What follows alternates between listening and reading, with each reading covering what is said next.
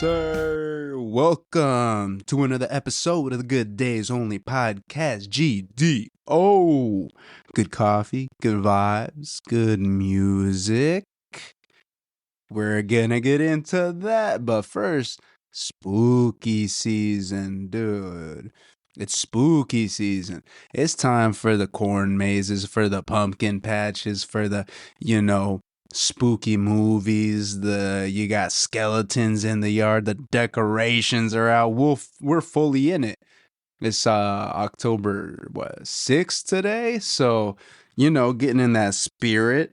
We're gonna talk a little bit about spooky season, but first, let's get into some coffee, dude. Let's get into the caffeine breakdown for today. Yes. How about we go to the paper mission? Football games on. Okie dokie, dude. Caffeine breakdown time. Let me actually pour up a little bit of this cup of Joe right here. And in my nice little mug. You might hear this. I don't know here. Oh, yeah.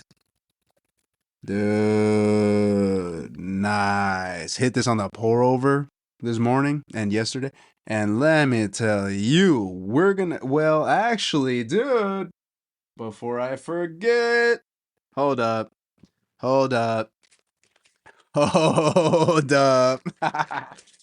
Dude, I almost forgot. Check this out. Yeah. Look at that. You ever seen one of those? I mean, if you're just listening, you can't hear, but dude, I talked about this before. A nice little, it's still Hispanic Heritage Month, a nice little concha, dude. In the morning, a concha with your little cafecito right here, dude. Hold up. Let me just take a bite of this. I'm so happy right now. Hold up. All right. Mm. Mm-hmm. Mm. Mm-hmm. Mm. Dude. Wow. That's it. That's the episode. Thanks for tuning in. Go get yourself some conchas. Dude, hold up. Let me take one more bite of this. Mm-hmm. Mm-hmm. Mm-hmm.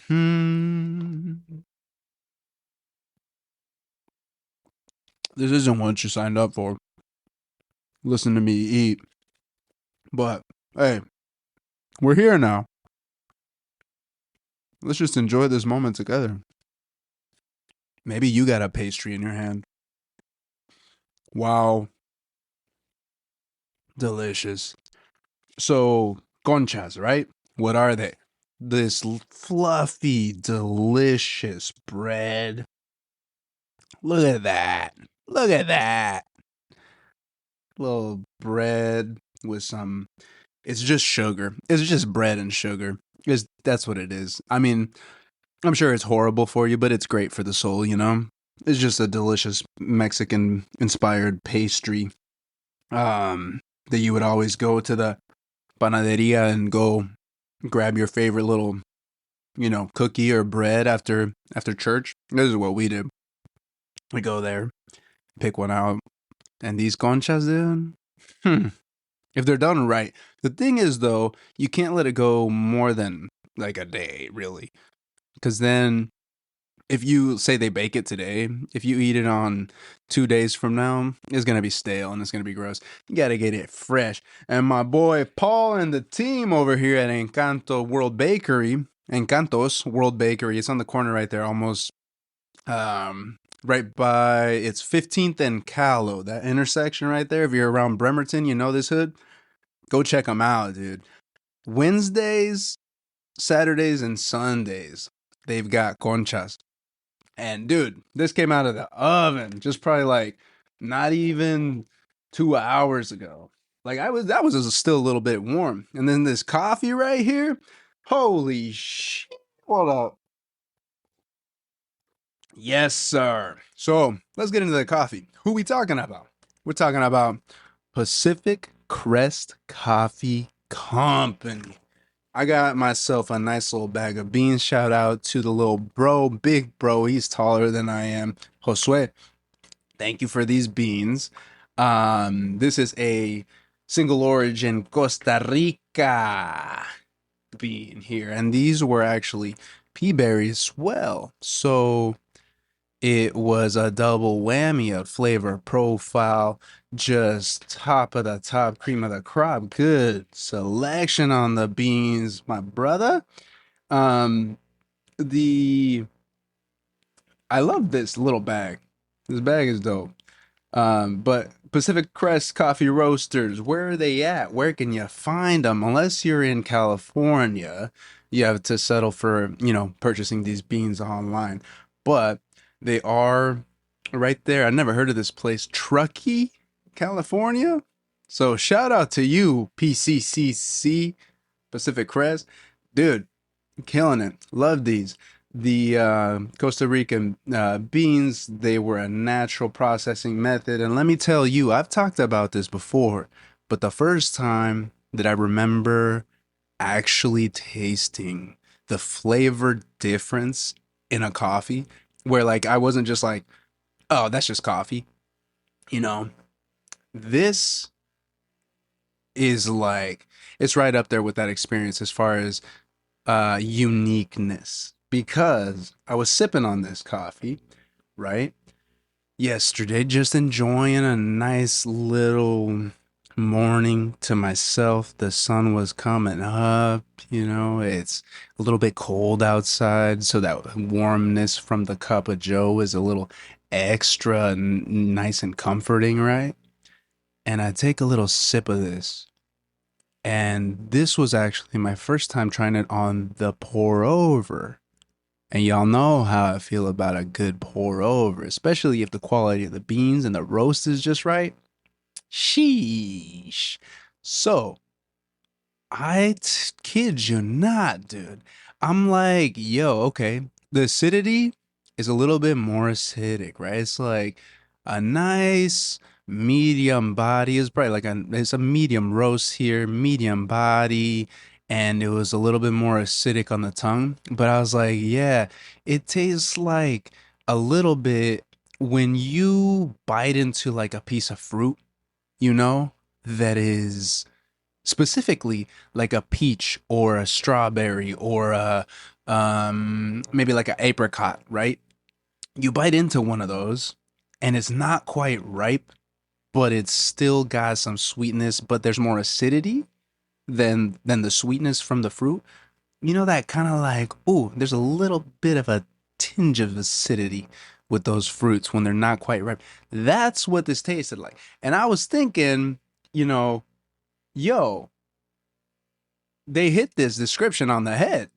Because a lot of times places will say, "Oh, this is the chocolate, the caramel," and sure, that's like kind of I feel like it's a little bit of a blanket statement for a lot of coffees, right? But this, for sure, they say top the notes: peach, strawberry, chocolate, not so much, but the peach and the strawberry and the fruity and the acidity that came through for your boy. Now again, reiterating, it came through when you have it when I had it with the pour over. Okay? The pour over is just superior. Man, I'm just saying, just get yourself a nice little gooseneck kettle and try a pour over if you still have not. Try that with a nice medium roast bag of beans, dude. Single origin too. You'll taste those flavors that they're talking about. And maybe they're for you, maybe they're not. But give it a shot at least once if you're into the coffee, right? Now, appearance and packaging, killing the game. Pacific Crest, way to go. I love this. They got this is their motto here. Flavor extraction and outdoor interaction, bro. Come on. Can't hate on that. You can't hate on that. I love that. And they got a little picture on the back of the bag with, they got a tree, they got somebody sitting on a log there just looking out over the sunrise. The sunrise is coming up over the mountains. And maybe I think this is like, there's a little like a silhouette of some mountains of a little mountain range, or it looks like some hills, and it really just reminds me of being in Tushy, Washington, out in Walla Walla, and you look out towards the sunrise coming up over the Blue Mountains. And sometimes like, there's a little bit of fog in the valley. So like where we used to live up on the hill, we used to live up on just 9 Mile Hill is what it's called. So we used to live out there and you could see straight up, you could see everything down below you for miles all the way to the Blue Mountains, right? So you could see all the towns. You could see Tushy, Walla Walla. You could see College Place. You could see Milton Freewater. You could see all these places. And then in the far distance, you see the blues kind of come up, and there are these rolling hills that go into the mountains. And maybe that's why this bag. I really like this art in here because it reminds me of that. But dude, check them out because they got some fire beans. These are delicious, and you get yourself a little pastry, whatever pastry you want.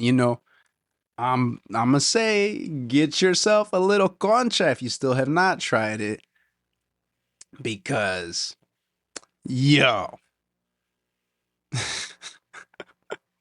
I'm still thinking about that bite, that first bite, that first bite into a nice little soft bread. Shoot. Okay, I'll stop talking about the conchas. So, what do I rate this coffee? This coffee, dude. I'm gonna say we're going out at 10, dude. I'm gonna give it for sure a B plus, like 8.76, out of 10. Why do I hold back a little bit? Because I do not know about the caramel and the chocolate that they're talking about. Like, yeah, just give me the fruits, dude, for sure. And also, no resealable bag. I'm saying, dude, everybody's got to get on the stand-up zipper pouch. If you're not on that, like, dude, what are you doing? You know, I get it, fresh roast and then like take it home and then put it in your own container. But if you help me out and you just have like a resealable bag with a little zipper or something, easy peasy, Now, let's get into the next topic. Thank you for the listening to my ramble. Let me get another little sip of this though. On the coffee, dude. Another thing too, dude, Costa Rica I hear is beautiful. I know we've talked about this before, but I don't know, dude. Fertile ants, the vipers they got out there.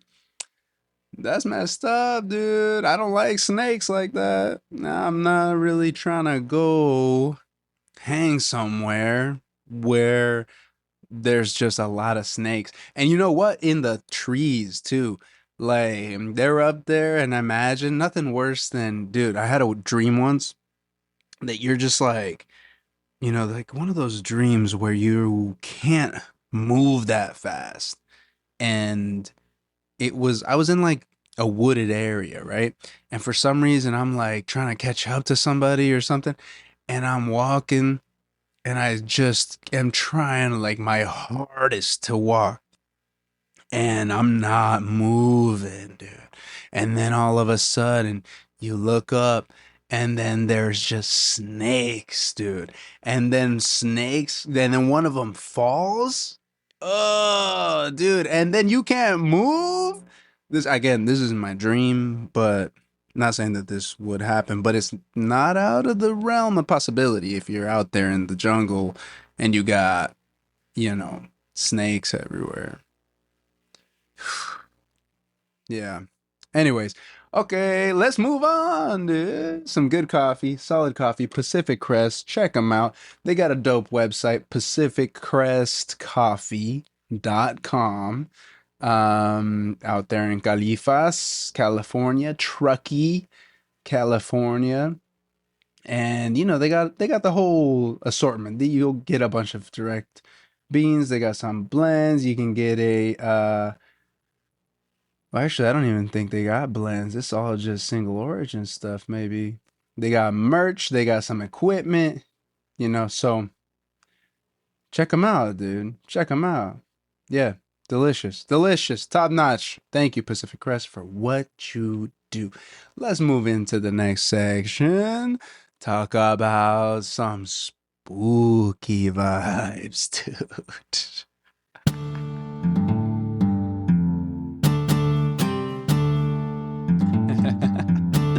Dude, all right. Before we start talking about spooky season, let me put y'all onto something. If you want to just have a good little chuckle, if you want to smile, if you've maybe been not feeling so great today and you just want to laugh, check this out, dude. Check out if you got an Instagram, and if not, just Google it and I'm sure you can find it. League of Pigs. Check out League of Pigs, dude. I'm telling you, it's these it's like a farm somewhere, British Europe somewhere.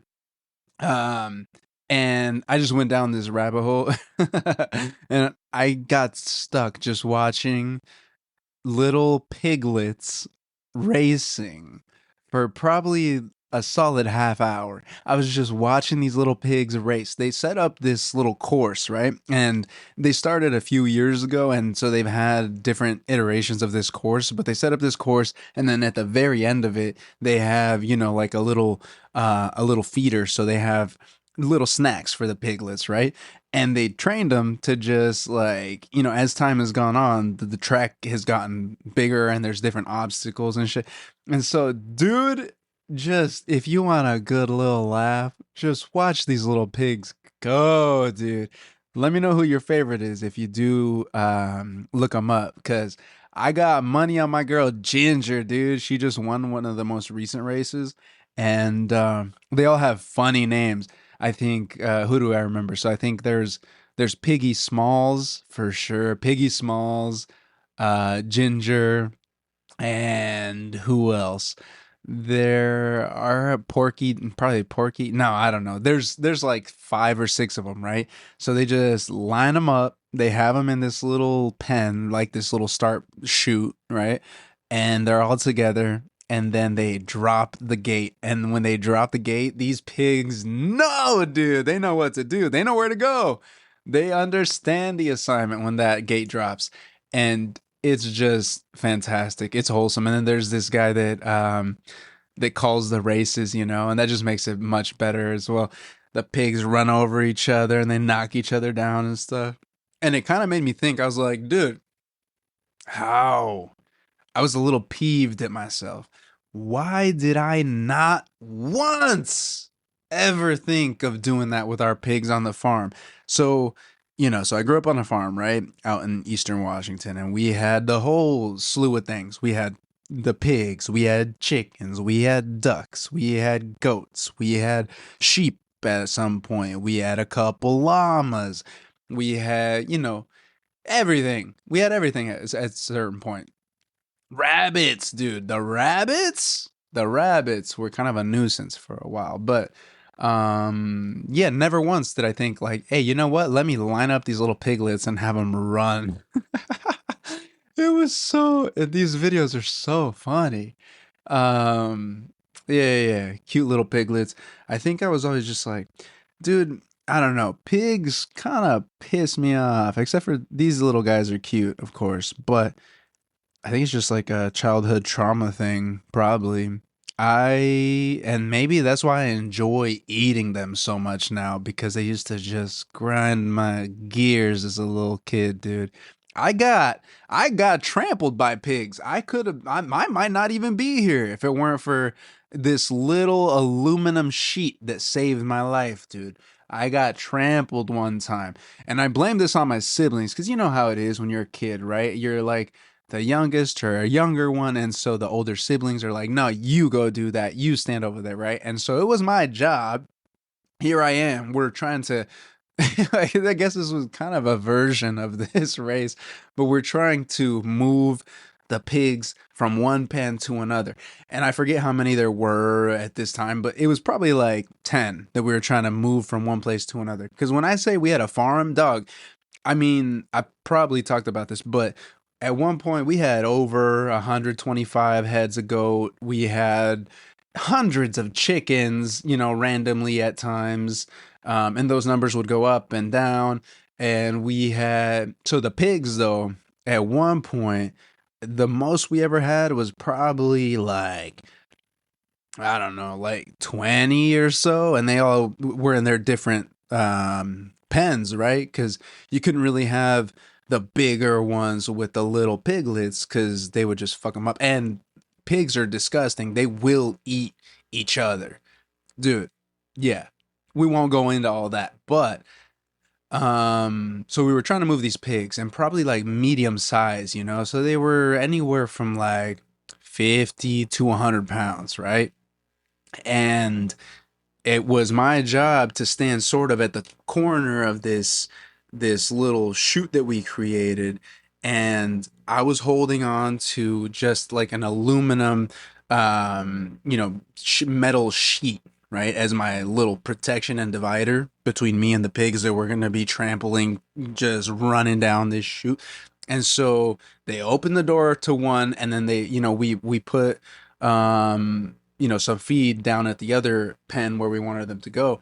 But here I am. I was probably 6 or 7, right? So when you're 6 or 7, how much you weigh? Like 60 pounds, 70 pounds? I don't know. And little old me, same weight as like one of these pigs.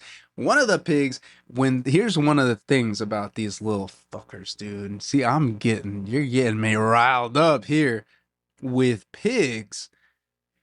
Is like, if they get their snout in through something, dude, like if there's a little gap in a fence, or if there's just a little sliver of hope for them, they'll plow through that, dude. Their little snouts are so strong too. But so there was a little bit of a gap, right, between where my little divider was and the other like fence or whatever. And so one of these pigs sniffed that out, got through there. I'm trying to correct. All the other buddies were like, "Oh, freedom? Let's go." And they just took me out, dude. And here I am on my back, like plastered in between this metal sheet. Pigs are running over me. It was, yeah, dude. So I really love carnitas and chicharrones and just any sort of pork tacos. You know, can you blame me, dude? Yeah, no, that sucks. But anyways, these League of Pigs.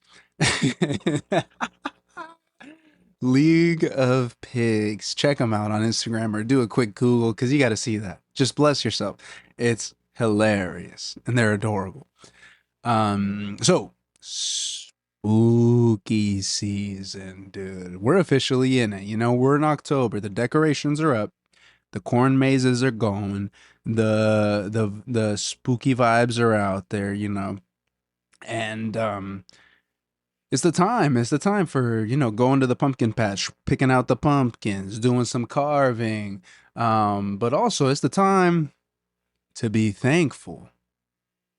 And to be thankful for what? You're like, wait, what am I thankful for? It's not Thanksgiving yet. We should be thankful every day, right? Now, extra thankful right now that we don't live in a time where people just got burnt at the stake for witchcraft, for being. So somebody could say, hey, I think this person's a witch. And somebody else will be like, oh, bet, let's go fucking torch their house. Dude, just cuz they were like, I think you're a witch. Oh, hey, you know what? I heard so and so sneezing the other day and now they're fine. Cuz that was a thing, right? So like they were like, I don't know where I heard this actually, but it sounds legit. the reason that we say like bless you when you sneeze was because like back in the day, if you were sneezing, it meant that you were probably getting sick, and then people would get sick, and if you got sick, medicine was not what it is now, obviously, and so you died. And so people were like, "Oh my God, bless you." So hopefully these blessings keep you from dying, right? But what I was getting at with that was so yeah, oh yeah, I saw so and so sneezing the other day and now they're not sneezing. So they must be like performing some sort of a witchcraft, some sort of a ritual cuz they're better now.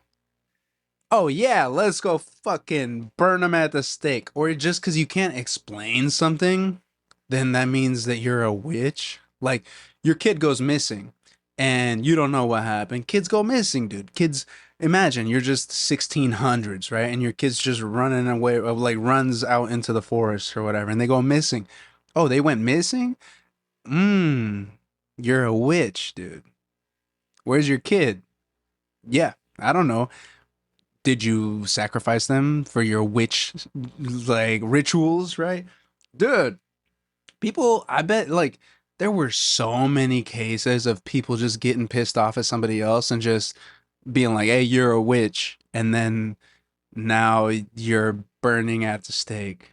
Huh? Think about that, dude. The Salem witch trials, that wasn't even that long ago either. 400 years, 300 years. What are we in? 2024, 16 something, right? It's 15, 16 something when that happened. So like 4 or 500 years ago, people were just burning each other because somebody found out that they were cheating on their husband and they were like, "Nah, fuck you. She's a witch." And then they burned him at the stake. God, well, good thing we're not doing that now, huh? Good thing. Let's be thankful for that. Let me get a little sip of water here. This whole witch talk got me all riled up. Mm-hmm. Dude, talking about spooky season. So I just found something out the other day, and maybe this is not news to y'all, but it was news to me, and it threw me, dude, for a loop. I was like, "What? What is this?" If you have never heard of this, look into it. I just heard of eternal flames, like natural eternal flames. You ever heard of that? What? A natural eternal flame. So let me look at this. There's like 9 or 10 of them in the world that are like, the most popular that people know of. Eternal flames are natural fires found worldwide that burn indefinitely, fueled by sources like natural gas, coal, or volcanic gases. So there's a bunch of them. One of them titled named Door to Hell. What? In Turkmenistan. Um, so, but okay, so they're caused by human activity resulting in long-lasting underground fires. There's one that it is like under a waterfall, and let me see. I think it's in the US, I want to say, the one that's under the waterfall.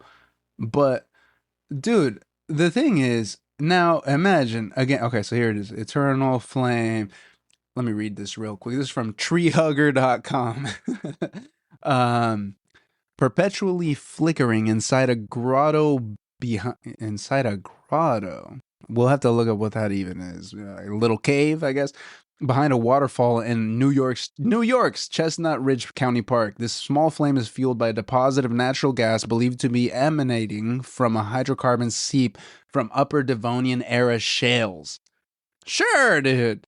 The flame sometimes sputters out and must be reignited by passing hikers carrying lighters. In any case, the gas keeps it alight throughout all seasons, even when the waterfall that surrounds it freezes over.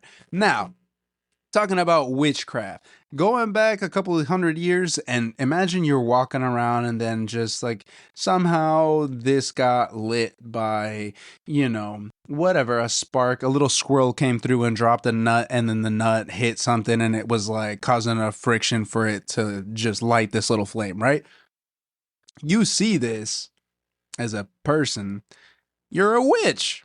You're a witch. If you find this and you go back to your village and you're like, hey guys, check this thing out, you're a witch. And also, I definitely see why people were like, oh, you know, the gods above us, and all the superstitions. Because, dude, right now, I'm like, oh, so is the devil gonna come out through one of these eventually? Who knows? Right?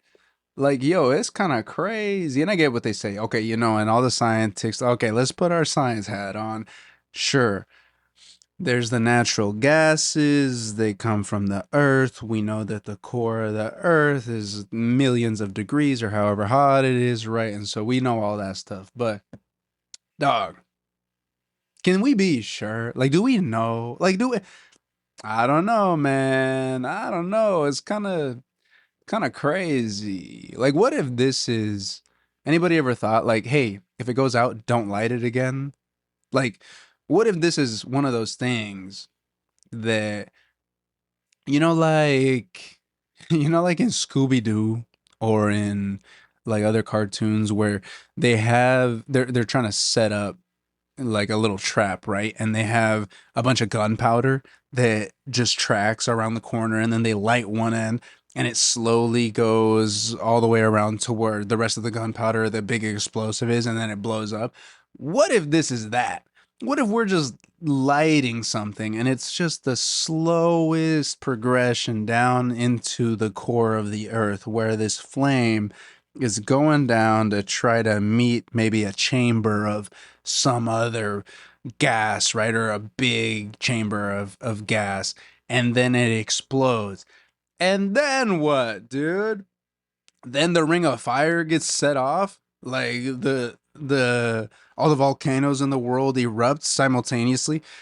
Kind of crazy, dude. Anyways, that's crazy. So that's nuts. The eternal flames. I was like, shit. That's kind of it. They look cool. Some of them look cool, really cool. There's the door to hell. If you look that one up, so it's in in the Karakum Desert in Turkmenistan. It was discovered in the 1970s by Soviet petrochemical engineers. Shortly after the drilling operation was established, the ground underneath the site collapsed, burying the rig and camp. Luckily, no lives were lost, but as large quantities of poisonous methane gas spewed from the site, engineers decided the safest option would be to set the gas alight and let it burn off rather than endanger nearby villagers by continuing to extract it. The fire was expected to last only for a few weeks, but half a century later, the door to hell, also called the Darvaza gas crater, is still burning. Whoo, that's I don't know how I feel about that one. Anyways, the door to hell, we lit the flame, and so there it is. We'll see what happens in the next 50 years to that door of hell.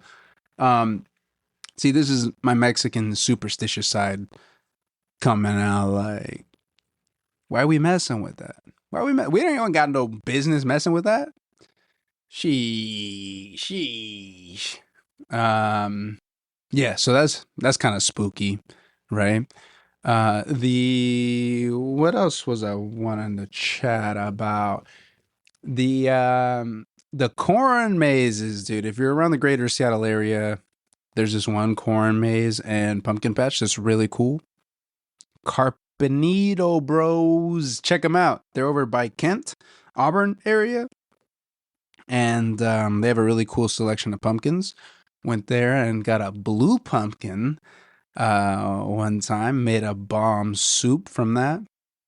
Check it out. Check it out. Have fun. And I think also corn mazes. Now, I'm not a parent, so don't take my parenting advice. But a part of me thinks like maybe you have just a bad little kid at home, right? And they're not doing their chores, and they're like, Mom, whatever, Dad, you don't know. And get this, dude. take them to the corn maze, if you take them to the corn maze, you get a sense of like it's kind of spooky when you're in the middle of the corn and there's not anybody else around.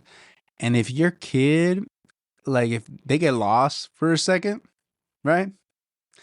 And they don't know where you're at, dude, that'll give them a quick sense of like, oh shit, I need my parents. I need mom, dad. That's probably going to be starting some, trauma that they'll have to talk to a therapist about later on. But I think it's kind of like, hey, dude, yeah, don't do that. Maybe don't do that. Maybe don't do that. Maybe don't go purposefully drop your kid off at the. You remember doing those? I remember going to. There was this cool corn maze out in Walla Walla that we would go to around Halloween. They do like an extra spooky at nighttime. People come out there and they have like hired actors or hired people that come out and there's like the Texas Chainsaw Massacre dude, right? So there's a dude that's yanking on a chainsaw and chases people down, and there's people with like fake machetes and like, the whole deal. And dude, that shit is crazy. It's crazy that is allowed because like you hear about, these people that sign up for these things and like what's the background check on that? I don't know, right? Like if you're signing up to go scare people, you like doing that, right? And then you're out there just giving, kind of free reign on a bunch of people that assume the best intentions from you. But you never know, dude. You never know. We're getting a little dark here. Yeah, that stuff. So yeah, I don't know. That spooks me. That's scary. As you get older, something it's kind of funny. The things that you never really thought that like, oh, that's not scary at all. When you experience more shit, then you're like, oh, why were we doing that? That's scary. You get scared of different things as you get older, right? And I guess people never really prep you for that. Anywho, back to what I was talking about. What was I talking about? I don't know, dude. Anyways, next up on the list, let's talk about some music. Let's talk about a little bit of music, all right? We talked a little bit about spooky season. Stay safe out there with you and yours. Do some fun family activities. Go and get some pumpkins. Carve some pumpkins. That's cool. Don't drop your kids off at the corn maze and leave them there. That's bad.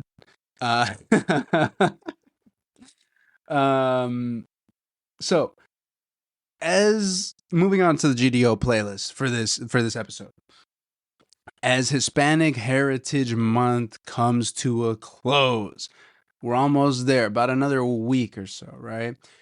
I'm gonna leave you with this. We already talked about some conchas. Get yourself some conchas, all right? But the GDO playlist, I'm gonna leave you with this angelic and soulful music of an artist, young fella named Omar Apollo. That's a stage name. You might have already heard of him, maybe not. If you haven't, full name Omar Apolonio Velasco. Apolonio, that's a name, dude. That's a name. Never heard that before. So solid. Good job, parents of Omar. So Omar, born in Indiana, parents immigrated from Guadalajara, and Guadalajara, Guadalajara, you know that song? If you don't, look it up.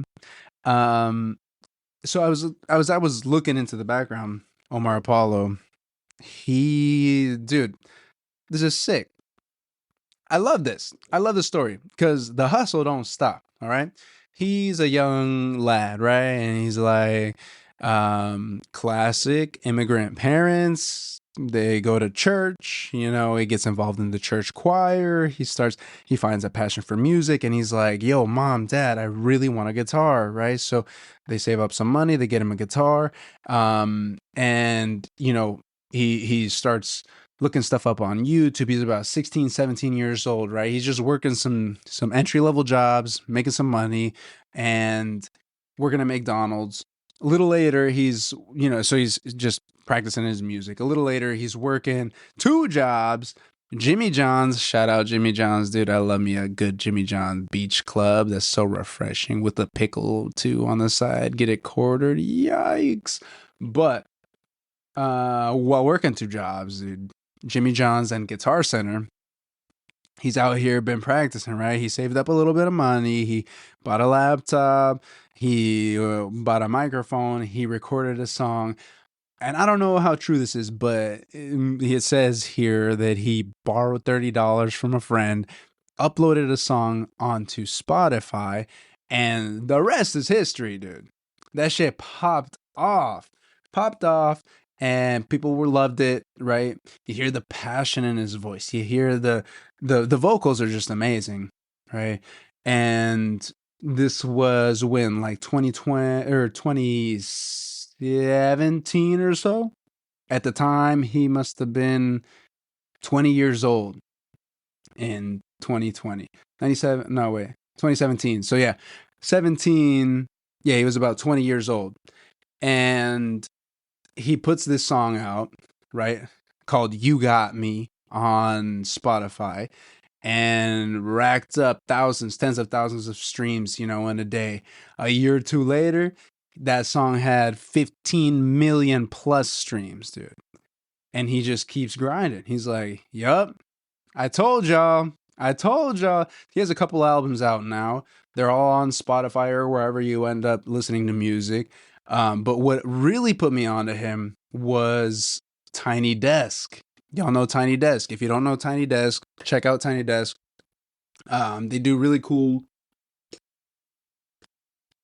live concerts, and they've had, a bunch of famous artists on there. But his Tiny Desk, I think it's like four tracks, and just the way that you see and you hear and you feel what he's saying, what he's trying to say through the music, it just really resonated with me after I listened to that Tiny Desk performance.